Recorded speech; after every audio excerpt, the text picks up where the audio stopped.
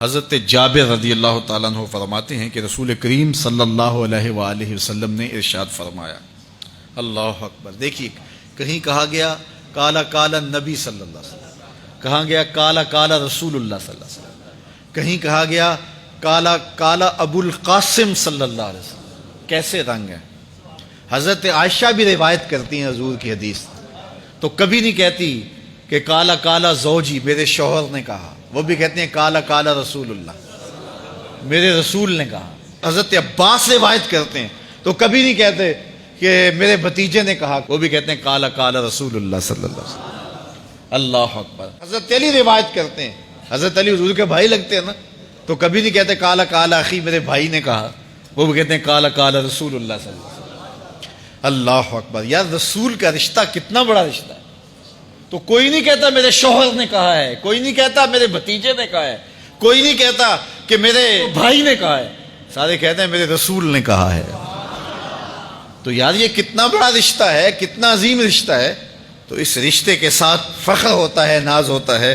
اللہ اکبر۔ تو یہ کیا کہتے ہیں؟ کالا ابو القاسم، اب یہ کہتے ہیں کالا کالا رسول اللہ صلی اللہ علیہ وسلم۔ رسول کریم صلی اللہ علیہ وسلم نے ارشاد فرمایا، اُرِدَتْ عَلَيَّ النَّارُ، میرے اوپر جہنم کو پیش کیا گیا، میں نے جہنم کا ملاحظہ کیا، تو میں نے وہاں ایک عورت کو دیکھا، اس کی ایک بلی تھی، اس بلی کی وجہ سے اس کو میں نے عذاب میں مبتلا دیکھا۔ کیسے بلی کی وجہ سے اس کو عذاب دیا جا رہا تھا؟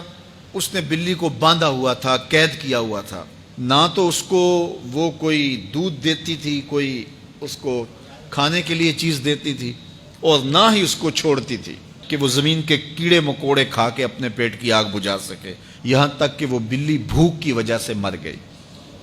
رسول اللہ فرماتے ہیں بلی کی اس مالکہ کو میں نے جہنم کی آگ میں جلستے ہوئے دیکھا۔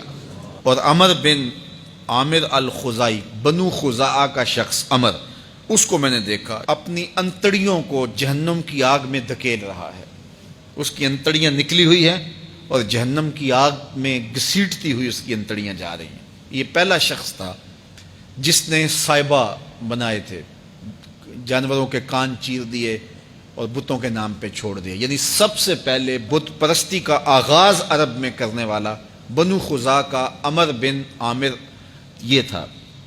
تو اس کو میں نے حضور نے فرمایا دیکھا کہ یہ جہنم کی آگ میں جلس رہا ہے، چونکہ اب جتنے بھی لوگ بت پرستی کریں گے ان سب کا گناہ عمر بن عامر کے نامہ اعمال میں درج ہوگا، ان کو بھی گناہ ملے گا جو بت پرستی کرتے ہیں۔ اور چونکہ ایجاد اس نے کیے تھے، بت اس نے بنائے تھے، تراشے اس نے تھے، پھر اس کے بعد اس نے جانور بتوں کے نام پہ چھوڑے تھے، چڑھاوے چڑھانے کا انداز اختیار کیا تھا، لہٰذا اس کو جو ہے وہ گناہ پہنچتا رہے گا۔ تو کہا میں نے اس کو عذاب میں مبتلا دیکھا۔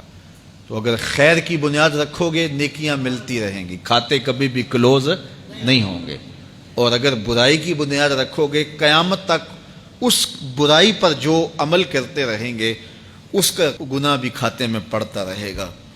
اللہ اکبر۔ تو ہمیں اچھائی کی طرح ڈالنی چاہیے، نیکی کی طرح ڈالنی چاہیے۔ آقا کریم علیہ الصلوۃ والسلام نے ایک موقع پر فنڈ مانگا تو ایک شخص نے اٹھ کر کے پیش کیا، تو جب اس نے پیش کیا تو اس کے دیکھا دیکھی دوسرے بھی کھڑے ہو گئے، دوسرے بھی پیش کرنے لگے۔ بعض کا سارے خاموش ہوتے ہیں، کوئی ہمت نہیں کرتا، تو ایک کھڑا ہوا تو اس کو دیکھ کے دوسرے بھی کھڑے ہو گئے۔ تب حضور نے فرمایا تھا من سنّا فی الاسلام سنتا حسنۃ فلہ اجرھا، جس نے اسلام میں کوئی اچھا طریقہ رائج کیا اس کو اس کا اجر ملے گا، اور پھر اس کی دیکھا دیکھی جس نے بھی کوئی اچھا کام کیا اس کا اجر بھی اس کے اجر کی کمی کے بغیر اس کے کھاتے میں بھی داخل ہوتا رہے۔